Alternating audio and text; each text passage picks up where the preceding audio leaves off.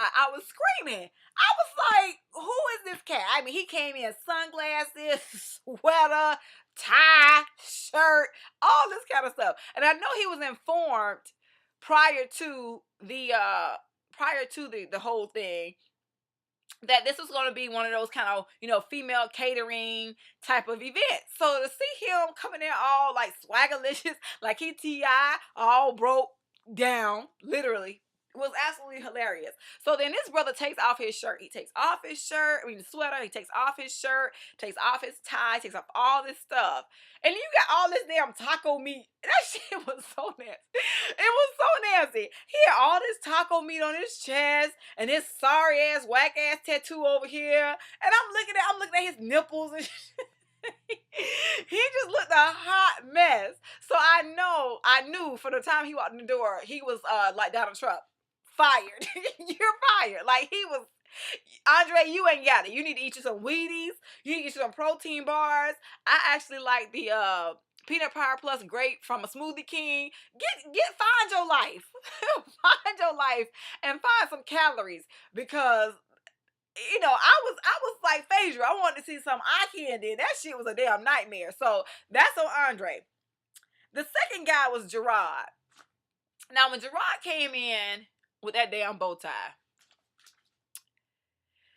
something inside of me said Gerard was from the Sugar Shack. I mean, just not because he wore a bow tie, because there are so many wonderful men, good looking men that wear bow ties, KSI. But Gerard wore a bow tie and his ass was so damn sugary. I was just like, that's not gonna work either.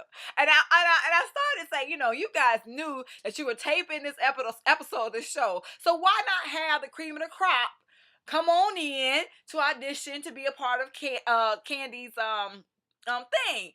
So here comes Gerard. I'm thinking to myself, damn, another one bites the dust. You know what I'm saying? I was like, this is not looking good for black men around the world. Now, do I know Gerard is sweet and low? No, I don't. So so if he's not, I do apologize, for making. But he came across as if he was, he was on the other side. He was playing for the other team. You know what I'm saying? Because he played too much. That's how he was looking, like he played too much. So with that being said, I started to kind of give up hope because I thought, this is some raggedy shit. But here then comes in the Kenyan. His name was. Oh, I'm sorry, I got it wrong. Andre was the one with the bow tie.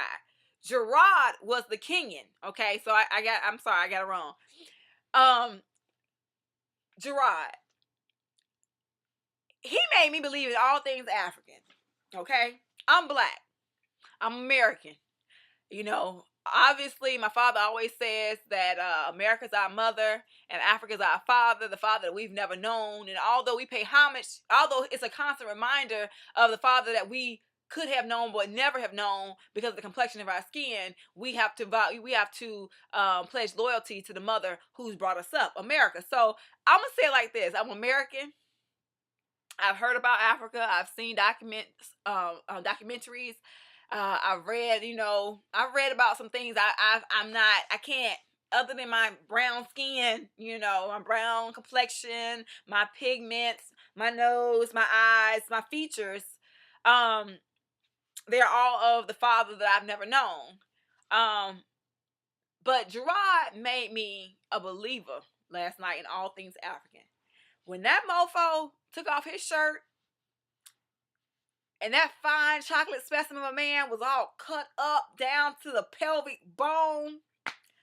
Baby, I set out to find me an African. Now, let me tell you something.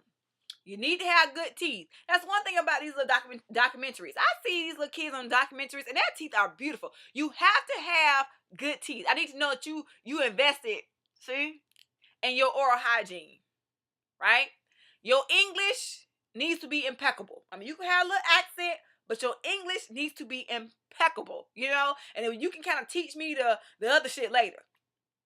What else? You got to have invested, your time to some type of study. I mean, I need to have a degree, preferably, You working in that field. But we have to. You just can't be. You can't be homeboy from Kenya on the street. And nine times out of 10, they're not here. They're here with a purpose, and they kind of get their shit together. But Gerard made me a believer in all things African. That's all I want to say. Cause that thing right there was fine. I mean, he was beyond fine. He was sexy as hell. The last thing I want to say about the Housewives of Atlanta is Nene's her comments. Going back to Nathaniel, the comments that Nathaniel made about the people who were coming to Candy's event. Twitter people. I don't want to be in dick land. So very inappropriate. You knew you was coming to you knew you were coming to a pleasure party when you got the invitation. And the fact that she extended the invitation to those that are necessarily not in your social circle, but those who, again, will buy the actual product, says so many things about the person that Kandi Burruss is. So many things. It says that no matter how much she's made in her life, that this woman, she's grounded. Nene would probably never see the millions that Kandi has. Never. Ever. She might be worth 1 or 2, 3 or 4 million, but when you're trying to live this extravagant lifestyle and all that kind of stuff, that money goes like this, because you have to somehow keep yourself relevant, because really, what are your skills? What truly are your skills other than pole dancing? I mean, hey.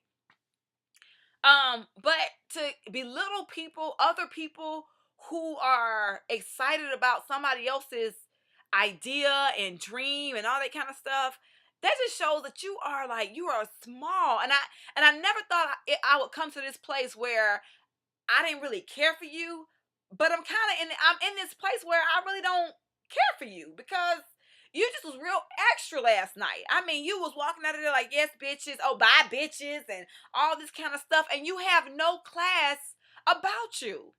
None. You're not extraordinarily beautiful. You know what I'm saying? You RuPaul tall. You know what I'm saying? I mean, you look like you should be on, drag, what's the RuPaul show? Drag racers, whatever the case is. You look like you can contend. You could be a contender on that show, really, for real. And I'm not hating on you, and I'm not trying to, get on you, because, but I'm just saying, like, you really need to kind of bring that shit down, because if it wasn't for viewers such as myself and those others who watch Bravo and those different shows, you would be nowhere. You would still be doing the same shit you're doing. You'll still be with Piano Mouth Greg, you know what I'm saying, missing a tooth, got a white black space everywhere, you know what I'm saying, real raggedy mouth. You'll still be in a situation, probably renting your house like what's the girl name? Damn it, I forgot her name. White girl, like your old friend Kim. Kim said you was doing back in the day. I mean, a person who can be happy for other people as they progress in life are the type of people that people want to find themselves around.